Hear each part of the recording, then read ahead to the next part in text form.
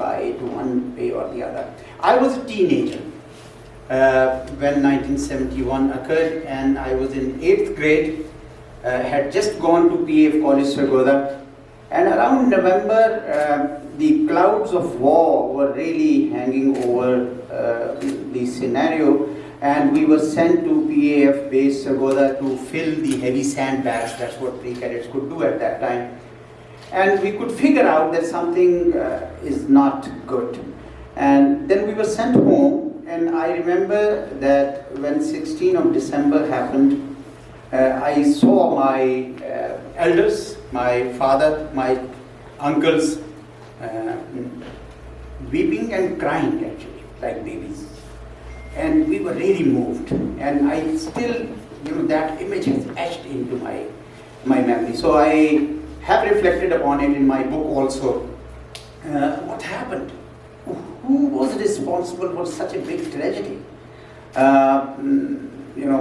There are different thoughts which have been expressed. General Yahya, who was at the helm of affairs at that time, and made the fatal mistake of launching the military action on the night between 25th and 26th March, does share the responsibility.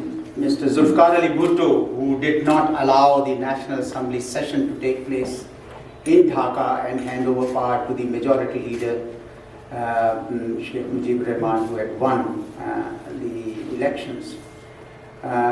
Then Sheikh Mujib himself, who made those 6 points and then pushed the envelope to the point that he even created or allowed the creation of Mukti Bani and solicited or sought the support of India. And then finally, Indian government itself, which found an opportunity to dismember Pakistan. So it's a sordid affair. It's a tormented, as the word says, it's a tormented history. But not enough has been written, and that's my worry. What happened because of that?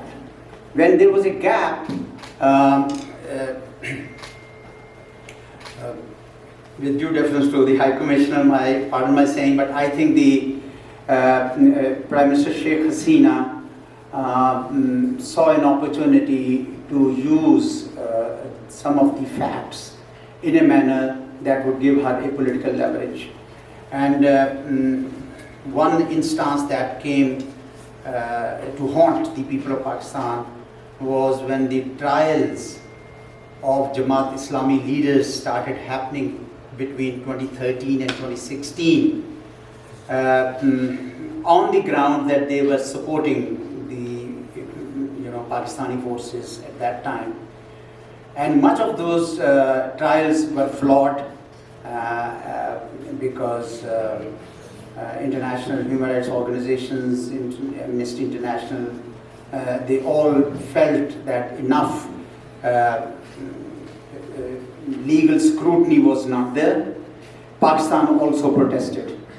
But then Prime Minister Sheikh Hasina took it a notch higher and went to UN Security Council in 2 successive years and alleged that Pakistan Army had killed 3 million people and raped 200,000 women. Now, I started, when I was researching for my own book, I started digging into it, and increasingly I found that these facts were not correct. Not only Sharmila Bose and Uppsala University, but many others have exposed this myth. And now Group Captain S.M. Hali has also done the same. I think his last part is what are the myths, and one of the myths are these figures.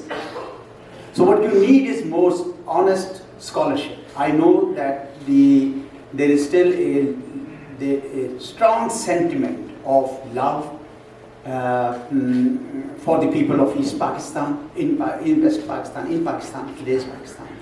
And I also know from those of us who had served in Dhaka that a good sentiment exists who regret what happened in 1971, and they would like to, see if, all right, we now are two different independent sovereign countries, but they would still like to see the people-to-people context. And Sargodians have played their part. I know that some of the Sargodians organized, and Sargodians from Bangladesh came.